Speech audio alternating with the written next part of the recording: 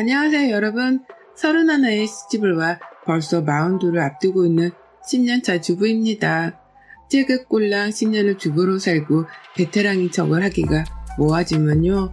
그래도 주부로 살며 평생 집에서 살림하고 애만 키우며 살아왔다 보니 이 구역에서는 제가 만렙이라고도 불려온답니다. 남들이 보기엔 살림이며 육아며 알뜰하고 똑부러지게 잘하는 것 같아 보이나 보더군요. 이렇다 보니 전 더 이상 다른 걸 하려는 시도조차 못하겠고 그저 하던 주부 일이나 열심히 하려는 게 제 인생 이유랍니다. 그런 저에게 앞으로도 살아가며 큰 변화라는 건 없을 줄 알았는데요. 이 사연을 쓰고 있는 걸 보니 제 인생이 완벽히 틀어져 버린 건 확실한 듯 하네요. 얼른 거두절미하고 사연을 소개해 드리겠습니다. 저희 남편은 완전 능력이 없는 사람이에요. 와이프인 제가 이런 말을 제 입으로 하기가 참 민망하지만요. 정말 제가 봐도 왜 이런 남자를 만나서 고생을 사서 하나 싶을 정도로 제 남편은 가장으로서의 능력이 취약인 사람이죠. 직장을 다니며 돈을 가져오기는 하지만 길게 다니지를 못해서 월급은 늘 300만원 언저리에 불과했습니다. 자식은 둘이고 앞으로 나갈 돈이 투성인데 남편은 돈 걱정이 없고 참 태평하게도 살더라고요. 연애 땐 그러지 않았었는데 결혼하고서 부쩍 사람이 게을러지고 또 저에게까지 무심해진 편이었죠. 고생하는 걸 못 참아 하는 성격인지라 진득하게 한 직장에서 일을 해본 적도 없고 말이죠. 지금껏 결혼해 남편이 그만둔 직장만 해도 5손가락이 넘어갑니다. 이 정도면 이해가 가시나요? 하지만 이게 다가 아니에요. 제가 못 참고 밖에 나가 일이라도 하려고 하면 집안일을 자신에게 떠넘기려 하는 거냐면서 이리를 가고 반대를 하더라고요. 저까지 직장을 나가버리면 집에서 살림은 누가 하고 밥은 누가 차리냐면서 말입니다. 애는 또 누가 키울 거냐며 입에 거품을 물고 저를 쏘아대는데 말이 안 나오더라고요. 돈도 못 벌게 하고 그렇다고 지가 돈을 많이 벌어오는 것도 아니고 말이죠. 그 바람엔 전 팔자에도 없는 주부를 자진해서 해야 하는 처지가 되었죠. 남들은 남편이 주부를 하라고 붙잡으면 고맙게라도 한다던데 저는 전혀 아니었답니다. 집에 꽉 묶여서는 남편 때문이라도 혼자 살림을 해야 하는 제 처지가 한탄스러웠던 적이 이만저만이 아니었죠. 하지만 그렇게 해서 제 남편에게 따질 수 있는 건 아무것도 없었어요. 비록 돈을 벌어오진 못했으나 남편이 생활비는 꼬박꼬박 내줬거든요. 시댁에서 받는 돈으로 말입니다. 저희 시댁이 돈이 좀 있는 편이에요. 그렇다고 재벌이나 현금 부자이신 건 전혀 아니고요. 재개발 지역에 사시다가 집값이 올라가며 땅 팔고 번 현금이 3억 정도 있었고 2억에 사서 살고 있는 지금 아파트도 시세가 9억이라 팔고 나면 남는 돈이 꽤 되었죠. 아버님은 공무원 하시다가 퇴직하고는 지금 따박따박 연금을 받고 계시고 남편한테 형제라고는 시누이 하나가 유일했는데 직장 다니며 오래전에 경제적으로 독립을 했답니다. 집안에서 돈이 나갈 일이라고는 저희 남편이 유일했고 시부모님은 아픈 손가락이라고 생각을 하시는지 저희 남편을 품 안에 끼고 살려 하셨어요. 그 덕분에 가장으로서의 책임감도 없고 능력도 없는 남편이 입에 풀칠은 살 수 있었고 그 덕분에 저는 남편에게 감히 능력이 없는 놈이라는 말 한 번 속 시원하게 하지 못했습니다. 시부모님이 당장 도와줄 경제력이 있으신 것만으로도 그게 곧 남편의 능력이었으니까요. 하지만 이게 결코 다행인 일도 아니었고 쉬운 일도 아니었습니다. 남편이 능력이 없는 만큼 그리고 시부모님이 도와주는 만큼이나 시어머니께서 저를 향한 간섭을 심하게 하셨거든요. 생활비로 100만원 정도를 꾸준히 보내주면서 시작되었죠. 며느리를 통제하고 간섭하는 걸 말이죠. 저도 도움을 받고 있는 입장이라 생색을 낸다고 표현하는 게 정말 쪽팔렸지만 시어머니께서는 그 생색 한번 내려고 절 참 모질게도 괴롭히셨답니다. 중간에 전세 계약이 만료되어 이사를 나갈 일이 있었는데 그때도 시댁 근처에 오라며 굳이 본인 돈을 더 들여서 저희를 시댁 근처의 전셋집과 계약까지 하게 만드셨어요. 집값이 너무 높아서 저희는 거들떠도 볼 수 없는 동네였는데 시어머니가 무조건 근처로 오라고 고집을 부리신 바람에 저는 또 자존심을 내려놓은 채 돈을 빌려야 했답니다. 그렇게 이사를 가서는 시어머니의 짐꾼 노릇도 하고 별짓을 다 했네요. 결혼하고 단 한 번도 마음 편하게 시어머니랑 있어 본 적도 없었고 남편이 무능한 걸 알아차리고 난 후로는 더더욱 시어머니와 거리감이 컸어요. 그런데도 어머님은 그걸 잘 아시면서도 꼭 저를 불러내셨고 서로 가까운 거리에 살고 나서부터는 더더욱 절 못 잡아먹어 안달인 것 마냥 구셨답니다. 며칠이라도 안부 연락을 못하면 생활비가 끊기고 싶냐며 돈으로 지독하기 싫이 협박까지 하시던 어머님이셨어요. 니네 친정에서 부모가 그러라고 가르쳤냐면서 제 마음에 비수를 꽂는 발언도 서슴찮게 하셨고요. 정말이지 제가 마음을 편하게 놓고 어머님을 대할래야 대할 수가 없었습니다. 늘 저는 자발적인 을이 되어야 했고 갑질을 서슴찮는 시어머니께는 감히 말대꾸 한번 제대로 해보지 못한 채 굽신거려야 했어요. 저도 자식들이 있으니 내 자식들을 챙겨야 한다는 생각에 눈 딱 감고 시어머니가 주는 생활비라도 받고자 한 거였죠. 전 결혼하고 난 후 몇 번이나 제 자존심을 쓰레기통에 던져버리곤 했답니다. 이런 저를 친정 엄마께서는 너무 불쌍해라 하셨어요. 당신이 잘못한 것도 없으셨는데 자식을 더 잘나게 키우지 못해서 결혼하고 그런 취급을 받는 게 아니냐며 자신의 탓을 하더라고요. 모든 부모가 그렇듯 엄마도 저의 불행을 자신의 불행이라 여기며 괴로워하셨던 겁니다. 기본적인 노후 준비 말고는 여윳돈도 없으신 분들이신데 엄마는 꼭 푼돈이라도 저한테 쥐어주려 하셨고요. 볼 때마다 제 얼굴, 제 몸 상태를 살피며 얼마나 시어머니께 시달렸을지에 대해서 지레짐작을 하곤 하셨어요. 살이 조금이라도 빠져있으면 고생을 많이 해서 그렇다며 저 대신 눈물까지 훔치기도 하셨고요. 제가 여러모로 제 부모님 앞에 설 면목이 없었습니다. 이런 상황만으로도 저는 불효를 하고 있는 것 같아서 정말 죄인이 된 듯 했는데요. 1년 전부터는 더욱 제 친정엄마를 향한 저의 걱정이 심해지기 시작했어요. 더 유난스레 말이죠. 경기도 지역에 살고 계셨던 저희 부모님이 1년 전 서울로 이사를 오게 되셨습니다. 저희 오빠가 요때 혼자서 결혼도 안 하고 싱글로 살고 있는데 혼자 살기 적적하다며 저희 부모님이랑 살림을 합치기로 했거든요. 그래서 저희 부모님은 경기도에 있던 자가 아파트를 팔아버리셨고 그 돈을 그대로 들고서는 서울의 오빠 집으로 넘어오셨어요. 그렇다 보니 저는 전보다 더 자주 친정 부모님을 만나뵈러 갔어요. 위치가 더 가까워지기도 했으니 아이들을 학교에 보내놓고 시간이 남을 때마다 괜히 한 번 더 찾아뵙고 싶었던 겁니다. 제 부모님이셨으니까요. 제가 찾아가면 저희 부모님도 너무나 좋아를 하셨고요. 그런데 딸 걱정에 마음 편할 날이 없긴 하셨어도 늘 웃어 보이려 노력하시던 엄마신데 언젠가부터 자주 침대 위에 누워만 계시더라고요. 몸이 힘들어 죽겠다고 하시면서 말이죠. 왜 힘들어 죽겠는지에 대해서, 왜 그렇게 몸을 혹사시킨 건지에 대해서는 죽어도 말을 안 하시고는 계속 아프다는 말만 하며 침대 위에 계셨습니다. 인기척을 해도 나와보려 하지 않으셨고 어쩌다 나오셔도 밥을 해주겠다는 말을 하며 곧장 부엌으로 들어가 버리시는 바람에 전 처음에 저한테 화가 나서 저러시나 싶었어요. 그래서 더 자주 엄마를 뵈러 집에도 찾아갔지만 엄마는 변하지 않으셨고요. 나중에서야 심각성을 알게 된 저랑 아빠가 오빠하고도 상의를 해서 여기저기 병원을 찾아다니기 시작했습니다. 엄마가 혹시 갑작스런 질병이라도 걸려 저러는 게 아닌가 싶었거든요. 안 그러던 사람이 저러면 병이 틀림없다는 생각에 지레 겁부터 먹었고 하필 서울에서 새 인생을 시작하려고 하자마자 안 좋은 일이 생겨나니 저희 가족들도 모두 다 마음이 편치 못했어요. 하지만 이런 가족들의 지극정성이 간호와 달리 엄마는 갈수록 드러누워 계시는 적이 많아졌고요. 그와 동시에 저희 가족들은 황당한 반전을 알아차리게 되었죠. 엄마가 드러누워 계시는 만큼이나 바깥 외출을 자주 하신다는 것이었습니다. 전화를 하면 네 엄마 또 나갔다. 나는 아빠의 말을 들어야 할 때가 많았던 거죠.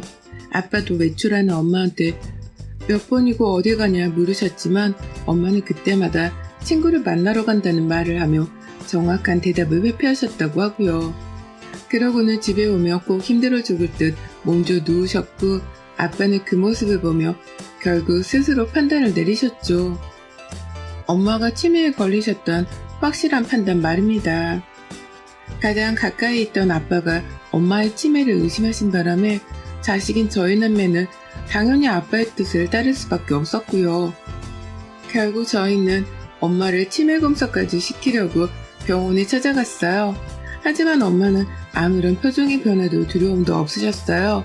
마치 니들이 아무리 변명을 찾으려 해봐도 찾지 못할 거다 라고 농락이라도 하는 듯한 아리송한 표정만 지어보인 채 입을 굳게 다무셨답니다. 그러니 저희 가족들은 더욱 엄마의 상태를 불안해했고요. 저러다 진짜 큰일이 나겠다 싶어서 더 경계를 했습니다. 그러다가 오빠한테서 아주 기가 막힌 제안을 전해들었죠. 오빠가 그러더라고요. 자기 선배 어머니도 치매에 걸리셨을 때 선배가 녹음기 같은 거 넣어놓고 상태를 확인했다고 말이죠. 언제 어디서 뭐라고 사시는지 평소 상태가 어떠신지에 대해서 제때 확인을 할 수가 없기 때문에 녹음기를 넣어놓고서 주기적으로 상태 검사를 했다고 하는 거예요. 그걸 오빠는 선배한테서 전해 듣고는 저희 가족들한테 써먹어보자며 알려줬고 이미 퇴근길에 녹음기까지 사와서 어떻게 사용하는지 사용법까지 터득한 후였습니다. 저랑 아빠는 굳이 반대를 할 이유가 없단 판단하에 그러라고 했고요. 그렇게 저희는 엄마가 가장 자주 들고 다니는 가방의 안쪽 주머니에다가 오빠가 사온 녹음기를 몰래 집어넣었어요. 병원에서 치매가 아니라고는 했으나 저희가 볼 때 엄마의 상태가 이상한 건 틀림없었는지라 언제 터질지 모르는 치매 환자가 틀림없다는 99%의 확신을 한 채로 녹음기에 녹음이 잘 되기만을 기다렸어요. 그러다 모두가 까무러치게 놀라 그 사태가 터져버리고야 말았죠. 하루는 오빠가 절 너무 애타게 부르더라고요. 그날 오빠가 휴먼날이었는데 엄마가 또 영혼이 가출한 사람 마냥 대낮에 집을 나서려고 한 바람에 엄마의 뒤를 쫓기로 작정했던 겁니다. 오빠는 다급한 목소리로 도움을 요청하려고 전화를 했어요. 야, 엄마 또 나가신다. 지금 광장동 쪽으로 가고 있고 지하철 타고 계시고 우리는 어디쯤인데? 라고 하면서 실시간으로 엄마의 이동 경로를 가르쳐줘가면서 저를 불러냈죠. 그러니 저는 애들이고 뭐고 일단은 남편한테 맡겨놓고 오빠를 따라 나섰고요. 오빠가 알려준 장소로 바로 달려갔고 실시간으로 전송되는 위치로 이동을 하는 내내 온몸에는 긴장감이 뻗쳤습니다. 이런 짓이라는 걸 처음 해봐서 혹여나 엄마한테 상처가 되는 일을 범하면 어쩌나 하는 고민도 살짝 되었었고요. 그렇게 중간에서 결국 오빠를 만났는데 옆에 아빠도 같이 계시더라고요. 엄마가 집을 나가려는 걸 가장 먼저 눈치챈 건 아빠라고 했고요. 그렇게 저희는 다 같이 엄마의 뒤를 밟았어요. 엄마는 가방 안에 녹음기가 든 것도 모른 채 그걸 꼭 부여잡고는 지하철역을 빠져나가셨고 아파트 단지 쪽으로 계속해서 걸어가셨어요. 그리고 전 그제서야 이상한 걸 눈치챘죠. 지금 이 길이 단지 쪽으로 향하고 있는 이 길이 너무나 익숙하단 걸 알아챘거든요. 아무리 봐도 이 길은 제 시댁으로 향하는 길이었습니다. 설마 아니겠지 했어요. 오빠가 도대체 엄마는 어디 가는 거야? 라며 남의 동네 주변을 둘러보면서 어이없어 하는 동안에도 저는 설마 하는 심정으로 대답을 회피했어요. 설마 엄마가 시댁에 가겠나 싶었으니까요. 그리고 실제로 시댁 아파트 단지 안에 들어가실 때에도 설마 우리 시어머니를 보려는 건가 싶었습니다. 대단지 아파트 안에 지인이 또 있으시겠거니 싶기만 했죠. 하지만 기어코 엄마가 최종 목적지라면서 도착을 한 곳은 다름 아닌 제 시부모님이 사는 단지 앞이었습니다. 엄마가 기어코 시부모님 계시는 동안으로 들어가려고 하자 제 입에서는 저도 모르게 안 되는데 저기 왜 가? 라며 자동적으로 탄성이 튀어나왔어요. 그제서야 오빠는 저기가 어딘 줄을 아냐며 저를 캠으로 보기 시작했고 제 입에서는 시댁이 여기라는 얘기가 나오자마자 아빠와 오빠가 동시다발적으로 표정을 구기기 시작했답니다. 시댁? 네 시댁? 라면서 아빠가 그제서야 모든 상황이 이해가 간다며 머리를 지끈 쥐어 싸매셨고 오빠는 말을 잊지 못한 채 저를 쳐다보더라고요. 마치 저 때문에 벌어진 일이라는 듯 원망의 표정으로 말이죠. 그리고는 오빠가 엄마를 잡아채러 달려가려 하는데 제가 붙잡았습니다. 녹음기에 뭐라도 남겨야 할 거 아니야. 라고 하면서 오빠를 말린 거죠. 그러자 오빠도 제 말이 맞다며 억지로 수긍을 한 채 엄마를 불안한 듯 지켜봤고요. 그리고 얼마 후 저희는 정말 까무러쳤습니다. 시댁 안으로 들어가는 엄마를 따라서 저는 제가 시댁 아파트 현관 비밀번호를 알고 있으니 알아서 문을 열고 들어갔어요. 가서 한참 심호흡을 하다가 시간이 더 지나기 전에 제 손으로 시댁 문을 두드렸고요. 시어머니는 입구에 서 있는 저의 얼굴 그리고 저희 오빠와 아빠의 얼굴을 보자마자 귀신이라도 본 듯한 기괴한 표정을 지으며 문을 열어주려 하지도 않으셨죠. 문 뒤로 얼굴만 살짝 내빼고는 오히려 문을 걸어 잠그려고 하셨답니다. 하지만 오빠가 주도해서 시댁의 문을 열고 먼저 들어갔고요.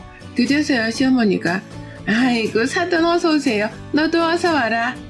라며 안 하던 환영 인사를 한 채로 저희 가족들을 맞이하셨죠. 집안에 들어가자마자 오빠는 엄마를 찾았고 막 짐을 푼 건지 엄마는 아직 외투도 벗지를 못하셨는데요. 엄마가 시댁 부엌에서 나오는 걸 보자마자 저는 불안했습니다. 설마 우리 엄마를 지금 이 시간에 불러내서는 부엌 일이라도 시키려고 하신 건가 싶어서 자동적으로 시어머니를 향해 분노의 눈초리를 날렸죠. 시어머니는 여태 저희 가족들이 왜 찾아온 건지에 대해서 무척 당황해하며 현관에서 어쩔 줄을 몰라셨고요. 그러다 시어머니가 가장 먼저 말을 꺼내더라고요.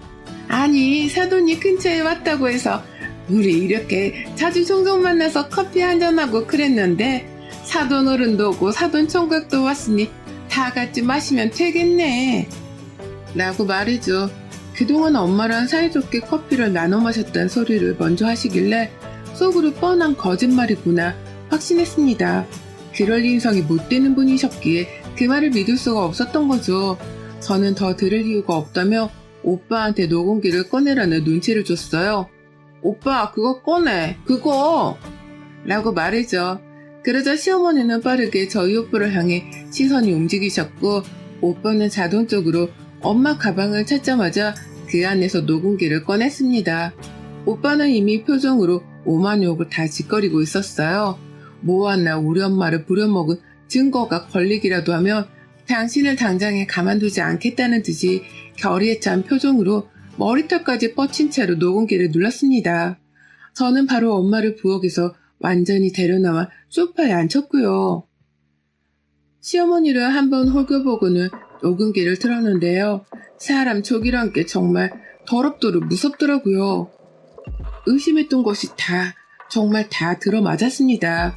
시어머니가 진짜 제 손에 죽고 싶어 환장을 하셨더라고요. 녹음기 속 내용은 가관이었어요. 엄마가 시댁에 들어오기 전이었던 아파트 현관 앞에서부터 시어머니는 사왔어 안 사왔어? 라고 하면서 저희 엄마한테 심부름을 잘 해왔는지를 건방지게 물어봤습니다. 엄마는 다급하게 오시느라 그걸 까먹은 건지 죄송합니다. 지금이라도 사올까요? 라며 물었고요.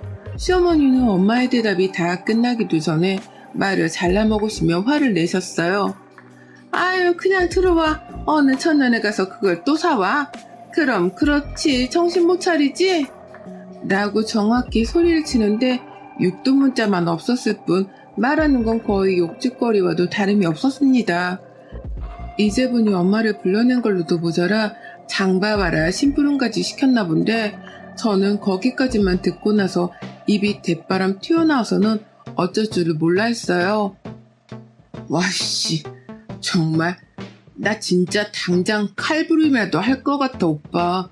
죽여버릴 거야. 라고 하면서 제 온몸으로 분노를 표출했죠. 오빠도 저와 마찬가지로 시어머니를 노려보며 당장이라도 죽방을 날리겠다 벼르고 있었고 그제서야 시어머니가 녹음기를 멈추려는 듯 달려와 그걸 빼앗으려 하더라고요. 아니 지금 뭘 녹음한 거야? 내가 그냥 부탁을 좀 한 걸 가지고 설마 이걸로 날 의심하는 거야? 내가 사돈을 괴롭혔다고? 무서운 사람이네. 라고 하면서요. 하지만 시어머니는 그 다음에 터져나온 녹음 파일을 그 건방진 주둥이를 그제서야 담으셨답니다. 엄마가 시댁에 들어오자마자 죄송합니다 사돈, 제가 까먹어서 죄송해요 라고 연신 굽신거리는 소리가 들렸고 그 후 시어머님이 저희 엄마한테 소리를 치셨거든요. 노망났지? 그럼 병원에 들어가 치료나 받던가 노망난 년 라고 말입니다. 저는 더 들을 필요도 없다는 판단하에 시어머니 얼굴에 제 손에 직접 죽방을 날렸습니다. 야, 이 개삐리리야. 네가 뭔데 우리 엄마한테 노망이 났네 마네야? 지금껏 우리 엄마를 불러다가 이런 식으로 욕먹이고 부려먹은 거야? 그래서 우리 엄마가 힘들어서 들어누워만 계셨던 거고 너 내가 가만 안 둬. 이 악마 같은 년. 라고 하면서 더 이상의 자비는 없다는 듯 욕을 하며 시어머니 볼따구를 제 주먹으로 가격했습니다. 그리고는 입술을 제 손으로 꼬집어선 그 자리에서 인정사정 없이 잡아당겨 버렸습니다. 오빠는 엄마를 모시자마자 아빠한테 데리고 먼저 집에 가시라 집 밖으로 내보냈고 문을 닫고는 다시 시댁 안에 들어가선 표효를 했습니다. 평생 화 한 번 잘 내지 않고 살던 착한 오빠였는데요. 그런 오빠가 그간에 쌓아둔 모든 화를 한 번에 토해내듯이 집안을 아주 쑥대밭으로 만들어버리고 왜 말았어요. 현관에서부터 신발장을 열어 그 안에 쌓아둔 신발과 잡동사니들을 다 떨궈내며 소란을 피우더니만 집에 들어오자마자 거실 한복판에 있는 책장을 넘어뜨린 바람에 책장이 소파 위로 넘어지는 대참사가 벌어졌습니다. 힘없이 책상에 눌려진 소파를 보고 시어머니는 완전 겁에 질려 오빠 무릎을 쥐어 잡더라고요. 방금 전까지만 해도 우리 엄마랑 커피를 마시려 했다며 걔 구라를 치던 노인네였는데 이제와 겁에 질려선 애상 밖으로 화를 내는 우리 오빠를 말리겠다고 달래며 용서를 구하기 시작한 겁니다. 제발 그만 좀 하라면서 말이죠. 하지만 오빠는 집안을 벌써 그 꼴로 만들어 놓고도 화가 덜 풀렸다는 듯이 시어머니의 옷을 잡아 끌고서는 시댁을 나섰어요. 네, 경찰서를 가겠다고 끌고 가신 겁니다. 시어머니가 성인 남자한테 질질 끌려 아파트 밖까지 잡혀가는 동안 저는 뒤에서 시어머니의 울부짖음을 그냥 꼬시다는 표정으로 지켜보며 마저 시댁을 난장판으로 만들었습니다. 이까짓 거 그냥 신고를 당해도 벌금만 내면 그만이었고 그 벌금은 남편이 가져오는 생활비여서 제가 직접 낼 참이었거든요. 남편 돈이 시댁 돈이었으니까요.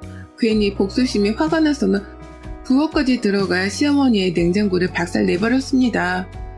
시댁을 나오기 직전에 냉동실이랑 냉장고 문까지 그냥 열어두고서는 나와버렸죠. 나가보니 어머님은 오빠한테 빌기까지 하며 매달리고 계시더라고요. 하지만 저희 오빠는 한 손에 녹음기 그리고 다른 한 손은 시어머니 옷을 아주 돌돌 말아 끌어잡아 당겨선 숨도 잘 안 쉬어지게 붙들고선 경찰서까지 친히 발걸음을 했답니다. 그리고 저희 남매는 시어머니를 고소해버렸어요. 노인학대죄로 말이죠. 저희 엄마가 그간 몸져 누워 아파하던 걸 저희 가족들이 병원에 데려가면서 받은 병원 진단서만 수두룩했습니다. 치매인지 아님 죽을병에라도 걸린 건지 너무 상태가 안 좋으셨던 것들을 우려해서 병원마다 찾아다니며 병명을 찾겠다고 남긴 기록들이 한가득이었어요. 그걸 증거로만 내세워도 시어머니가 우리 엄마를 괴롭혔다는 것 정도는 쉽게 증명할 수 있었고요. 저는 이혼을 각오하고서 시어머니를 고소하는 데 동조했습니다. 그리고 그와 동시에 전 남편하고도 이혼 소송을 걸었어요. 시어머니가 나도 모자라 내 친정엄마까지 몸져눕게 만든 악덕 시어머니라는 걸 이유로 대며 소송을 걸고 위자료 청구까지 했네요. 내가 지금 당장 돈 벌러 나가더라도 남편의 월급반은 금방 벌겠다면서 양육권도 챙겨오겠다고 소송을 걸었고요. 더는 소름 끼치고 불쾌해서 남편이랑은 살도 맞대고 자기 싫었습니다. 이런 종속의 것들하고는 가족으로 엮여서 애들한테 악영향을 끼치게 하고 싶지도 않았고요. 정말 하루라도 빨리 손발을 다 털고 멀리 떨어져 사는 것만이 저를 위해서 그리고 우리 엄마, 우리 애들을 위해서라도 최선의 방법이라 판단을 했네요. 오래 생각할 이유도 없었고요. 전 그렇게 시어머니를 응징하고 나자마자 신고와 동시에 이혼 소송까지 하며 홀로 설 준비를 시작했습니다. 누군가는 남편이 무슨 죄냐고 할 수도 있을 겁니다. 하지만 저는 그간 능력도 없는 놈이 시댁돈 하나 믿고선 까불어대고 가부장적으로 행동할 때마다 죽이고 싶은 적이 한둘이 아니었어요. 그렇게 꼴값도 하고 나대던 놈이었는데 그놈의 엄마라는 사람이 내 엄마를 괴롭혔다고 생각하니 더는 용서할 기회조차 주고 싶지 않았답니다.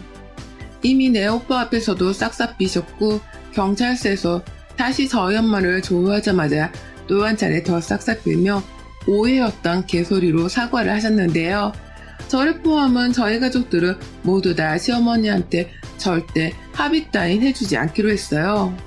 벌금이 쥐꼬리만 하더라도 앞으로 시댁돈으로 나를 위해 우리 애들 양육비 그리고 각종 위조료 금액까지 한 푼이라도 합의 없이 다 받아낼 겁니다. 가지고 있는 돈이래봤자 묶여있는 아파트 말고는 그간의 아들 생활비로 퍼주던 몇 억의 돈이 전부인 시어머니는 벌써 돈이 금방 쪼들리겠다 싶었는지 저희 엄마한테는 일일 일사과를 하고 계세요. 그간은 한 달에 100만원씩 쥐어주며 아들 생활비를 대준다고 생색을 내셨는데 이젠 아이들 양육비까지 더해서 더 많은 돈을 쥐어주셔야 할 테니 오죽 쪼들리실까 싶네요. 그러게 가짜는 돈으로 적당히 생색을 내셨어야죠. 제가 어머님의 그 가짜는 재산 어디 한번 최선을 다해 털어드릴게요. 여러분의 생각은 댓글로 남겨주세요.